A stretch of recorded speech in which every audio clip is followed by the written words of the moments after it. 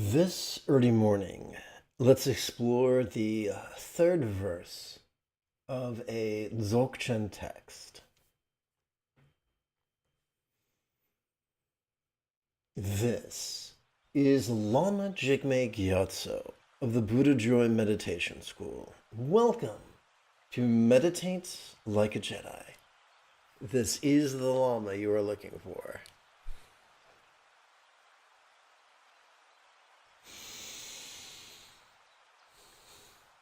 This morning, we could chant and meditate and enjoy a lesson or two.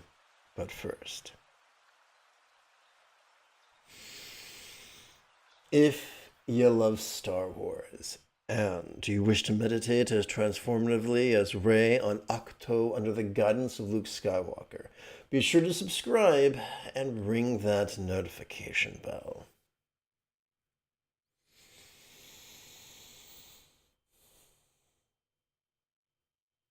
The moment a question occurs to you about Buddhist meditation or Buddhist philosophy or how to apply them, type your question in great detail in the chat window on the right-hand side of the screen.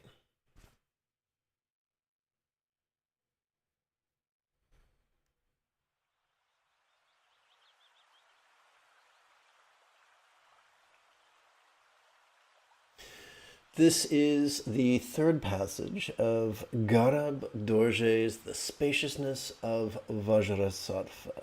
The Sanskrit name of Garab Dorje is Prahe Vajra.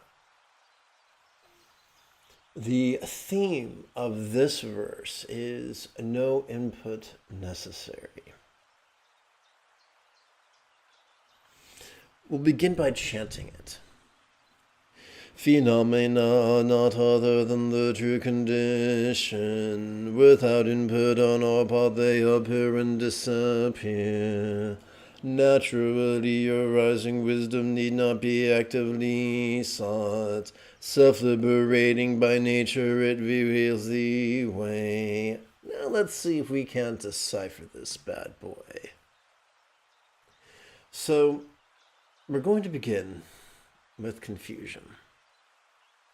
And that's going to make much more sense within a specific context. So quick like a bunny, I'm going to tap button number 2.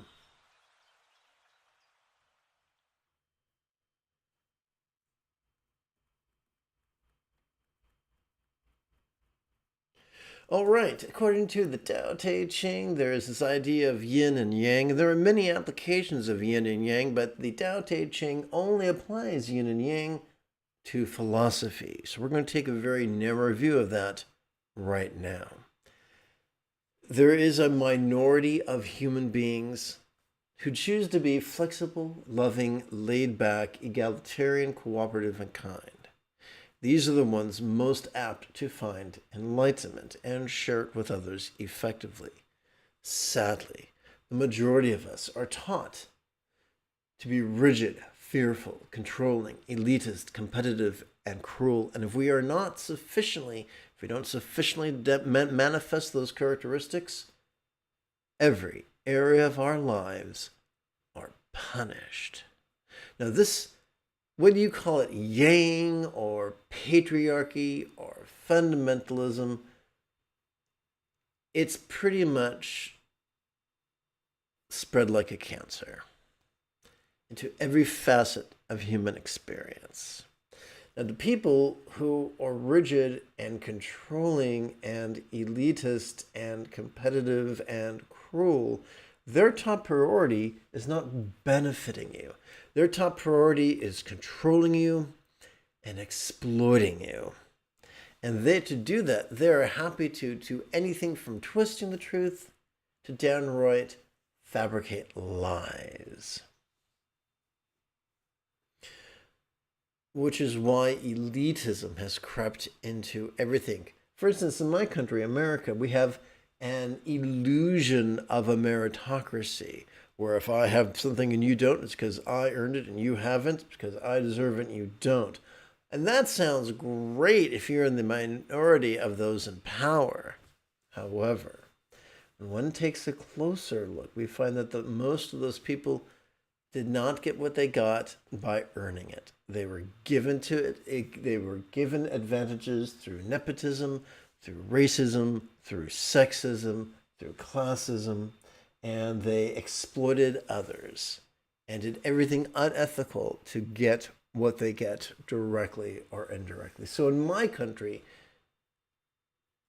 a meritocracy is nothing more than a pretty lie told by those with power to those without it.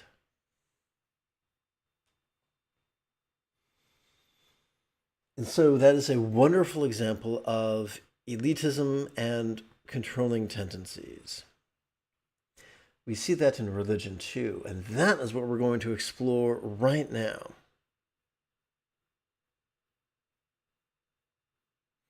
Going to tap button 14. Going to tap the appropriate page, Word document. Okay. Phenomena are not other than the true condition. So from an elitist, mistaken view of reality, conventional reality is how things seem, and ultimate reality is how things really are.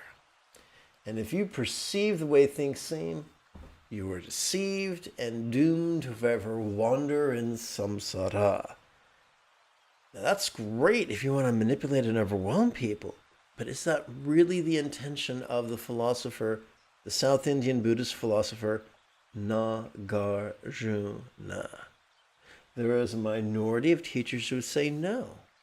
Conventional reality is our experience of mindfulness, regardless of the object of mindfulness, whether that which we observe is pleasurable or painful or interesting or boring or glorious or grotesque. And true reality is simply that which we experience effortlessly during each exhalation, when we are wired to physically relax and mentally release. What is the benefit of releasing and relaxing, you might understandably ask.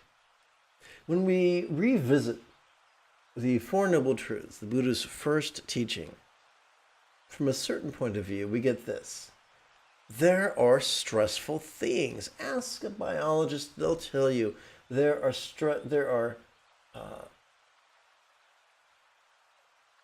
circumstantial stressors, there are physical stressors, there are interpersonal stressors, there are mental stressors. We evolved to perceive stressors as a survival protocol. Our experience of stress is not neurotic. It's designed to keep us alive. Our gene's primary agenda is not for us to be peaceful or happy or fulfilled. It's for us to live long enough to reproduce and rear young. That's it. Welcome to the short-sighted dimension of evolution.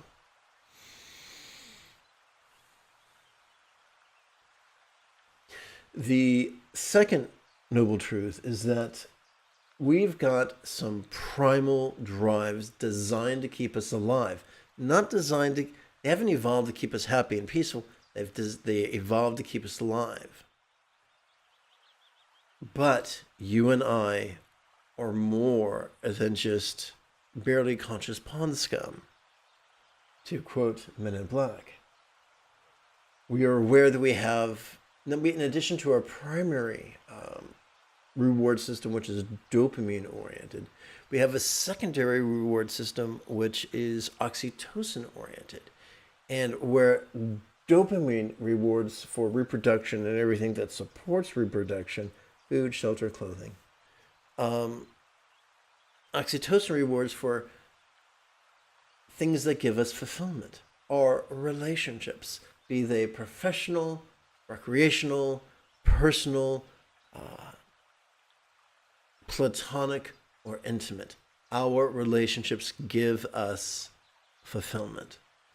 And if we are a slave of our primal survival drives, we are not going to have fulfilling relationships. If we are a full-blown, complete slave to our survival drives, we're going to be sociopaths. The sociopaths might have fancy cars, big houses, and pretty clothes, but not necessarily 100% fulfilled.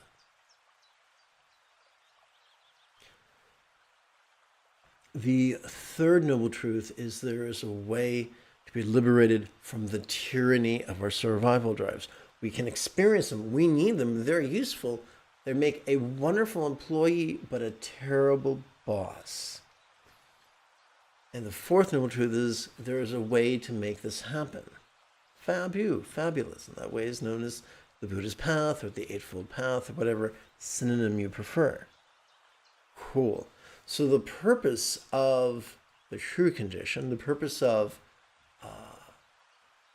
exploring how something could be, the purpose of relaxing and releasing is not to ignore reality, but to be able to balance reality. We need to perceive in order to live. Let me rephrase that. We need to perceive in order to survive. But if we want a fulfilling life, we also need to relax and release. We evolved in such a way that this occurs to a certain degree automatically during every inhalation where we notice and every exhalation where we release. Now, evolution has played a trick on Homo sapiens sapien, and that's because we've got a big old brain. It's 3 pounds of squishy matter between our ears that evolved in such a way as to basically ignore our autonomic nervous system and just be controlled by our neuroses, our contrivances and our scatteredness and the like. The Buddhist path is about not negating everything in our brain that isn't directly related to empathy, mindfulness, and meditation, but to make our brains run more efficiently. Back in the 90s, when we had hard drives in our computers that were actually metal, we could defragment them. It was a special thing. It would sometimes take hours, sometimes it would take overnight.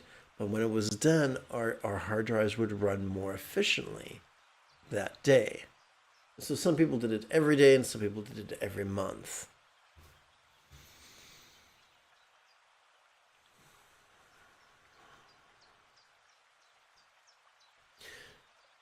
That's why we meditate. So we can defrag the metaphoric hard drives of our minds so that we can experience greater peace and greater wisdom and greater joy and greater love. In a nutshell, greater fulfillment. So that's great. But remember, there's a lot of people with a lot of power who are all about elitism and control and disempowering the masses. And so they teach the opposite, that there's a special thing for special people and you're not special, so you can't have it. But spoiler alert, it's naturally arising. It happens automatically. It does not need to be actively sought. This naturally arising wisdom is self-liberating. If you're a kid and you're in a swimming pool and someone tosses you a beach ball, you're going to try to hold that beach ball underwater. But either you'll fall off or get distracted and let go of the beach ball and it'll shoot ballistic-like out of the water and then come to rest at the surface of the water. And that's entertaining. But that's like by nature, we are self-liberating. And we might apply the efforts of distraction and ridiculous belief systems and the tyranny of elitists in our lives to try to try to submerge that beach ball of liberation. But when we relax and allow homeostasis to do its work, that liberation asserts itself. Consider, if you will, the inner canals of the inner ear. They're designed, they evolved for humans or for all terrestrial animals to be able to walk perfectly perpendicular on an absolutely flat plane. And in the absence of an absolute plane, if you're walking on a mountain, you will still find that absolute perpendicular to the now imaginary flat plane. That's the way our inner ears evolved to function. Similarly, our autonomic nervous system evolved to notice and release. Why then meditate if this is natural? To align our intention of a great big convoluted brain with the therapeutic imperatives of our sympathetic and parasympathetic components of our autonomic nervous system. That's why. A tale is told by the late Karma Jigme, who lived in the 1700s. And he said, imagine you're traveling and you're staying the night at your friend's house, and your friend knows your journey could be perilous, and he wants to make sure you have enough money, because money makes a lot of problems go away. Problems like food, shelter, and clothing. And so he sewed a diamond into the hem of your garment. And he wrote a note that he telling you what he'd done. And then he left before you arose and departed the next day because he had some appointment. And through some happenstance, maybe your friend's cat found the note and played with it and then got bored with it. And by playing with it and getting bored with it, that means it was no longer in your line of sight. And you woke up without seeing that note telling you about the wealth hidden in the hem of your garment that you were now oblivious of. There are people who say that things can't exist unless we believe they exist. Tell that to any victim of a sniper. Tell it to any victim of a landmine. They were influenced by something they didn't know existed. And so in this story, we are influenced in a negative way because we didn't know something positive existed within the hem of our garment. That's like our Buddha nature. It's already there. The mechanism is already within us to be empathetic, to be mindful, to be meditative. It's already there. The neurological architecture is present. But through malice or through folly, we weren't made aware of this. And so we suffer needlessly and profoundly.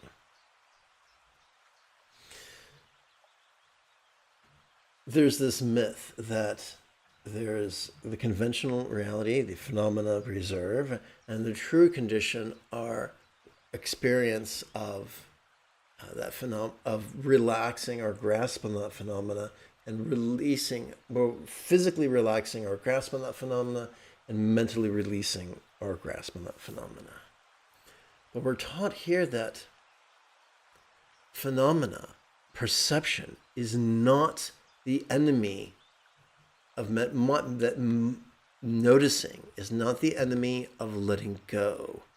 They serve each other. In a symbiotic way, in an interdependent way.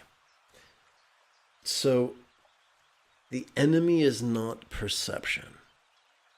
We're designed to perceive. We evolved to perceive. When our ancestors ventured out of the trees and started poking their way around the plains of the Serengeti, it was their ability to perceive that kept them out of the bellies of the predators. Without input on our part, phenomena appear and disappear. We don't have to get involved in a PhD program to understand impermanence. We see impermanence all the time. It is not some great secret. If it is a secret, it hasn't been kept. With the coming and the going of the seasons, we see the impermanence of a year. With the waxing and the waning of a moon, we see the impermanence of a month. With the rising and the setting of the sun, we see the impermanence of a day. And right now, if you gingerly rest the tips of your fingers upon your upper chest, and give yourself permission to feel your chest swell and feel it sink, you'll observe the impermanence of a moment. Ever-changing one and all, there is nothing permanent to grasp. This is not a great revelation. This is obvious to anybody, to any kid who has seen a birthday come and then that birthday go, to any kid who has seen their birthday cake come and then their birthday day cake go.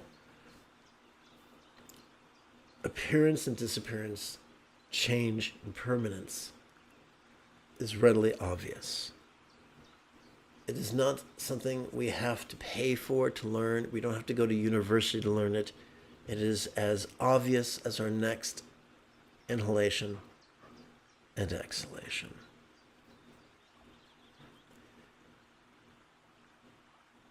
So the great irony is that meditation is not a heroic endeavor. It's supposed to be easy and pleasurable and hedonistic when it's done correctly. It should be a delight. The great irony is that enlightenment can not only be tremendously quick, but tremendously easy and pleasurable when taught correctly.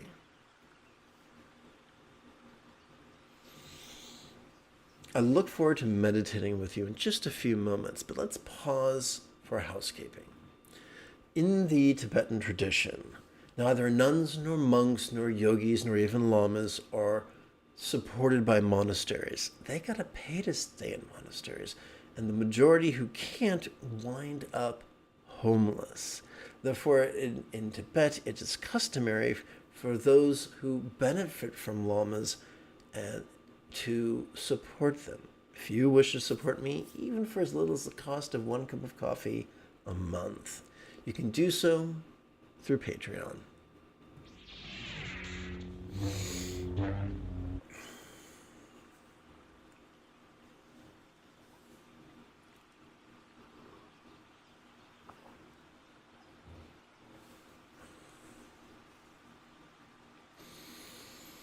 By the way, in Tibet, according to Dzogchen Rinpoche, when a student presents himself to the teacher, the student would say, please clothe me, please feed me, please teach me. And a good teacher would. He would give them robes, shelter, food, and dharma. But there are some culty leaders out there in the West who, when a student presents themselves, they won't give them robes, they won't give them food, they won't give them dharma unless they pay. And if they can't pay, they don't get it. That is not the way it was done in Tibet. So the idea is a student supports the teacher, and the teacher not only makes his own needs met, but supports his nuns, monks, yogis, and that he's supporting. And so it's supposed to work in a non-predatory way, but that is not often the case. I know of several organizations that charge exorbitant amounts for Dharma teachings, even Dharma teachings that are PDFs that cost nothing to reproduce and distribute. Digital files, videos of discourses that cost nothing to copy and distribute, and they charge exorbitant fees, and they don't pass those fees on to their nuns, monks, yogis, or lamas. So there's always going to be greedy, yucky people. Hopefully. If you have the good fortune to meet teachers who are generous and whose stuff really works, teachers who are not actors pretending to be peaceful, pretending to be wise, pretending to be joyful, pretending to be loving. but who genuinely are. The meditation we're going to play with, I describe as awareness and letting go. Others describe it sometimes as great completion stage tantra. It's also known as Hatha Yoga, Mahasandhi, and Dzogchen, and even Trekcho. Some also call it Sutra Mahamudra, but not everyone. It's super simple. We're going to demystify Hatha Yoga by noticing the play of mind as we inhale, while silently and mentally reciting this, and relaxing into mind's non-graspable nature as we exhale, while silently and mentally reciting yes. That's it. If you can do so while supporting, while enjoying a sustainable posture, that's even better.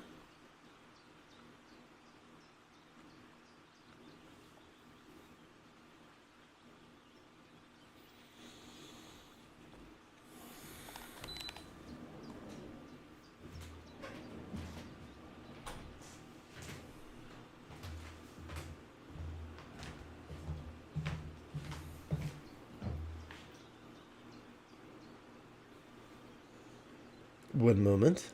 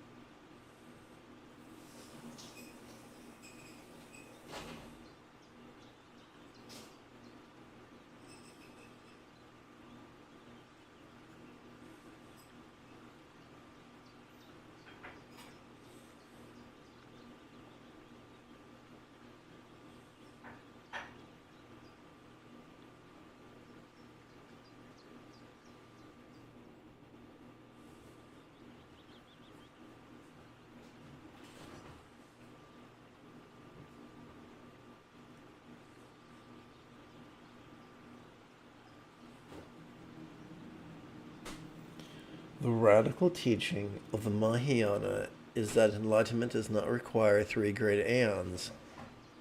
You can master it in a week.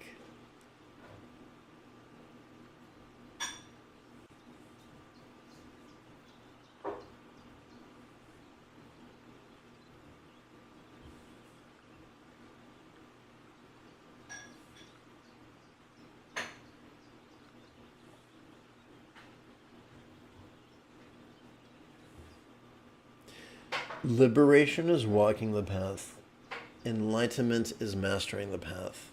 Being able to practice it spontaneously, habitually, easily, and effectively.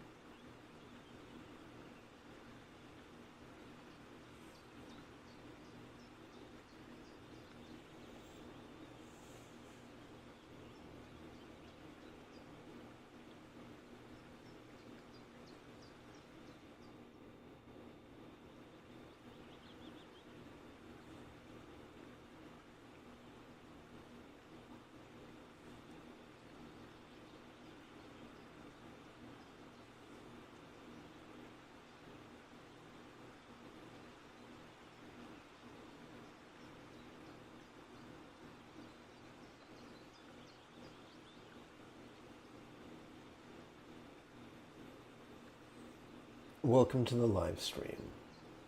The moment you have a question about Buddhist meditation or Buddhist philosophy or how to apply them, simply type that question in great detail in the chat window.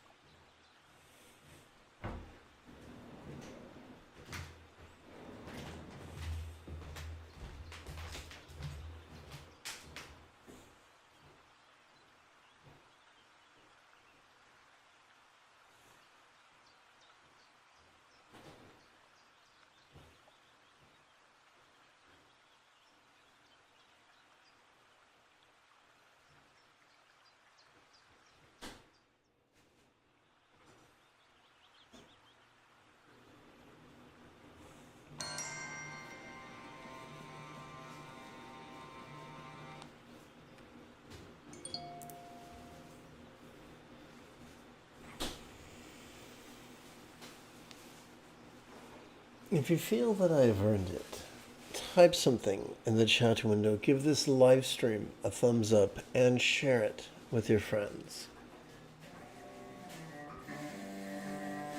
In approximately 10 hours, I could return to lead today's evening meditation.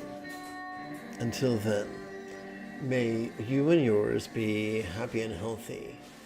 And if you are as geeky as me, this is the way.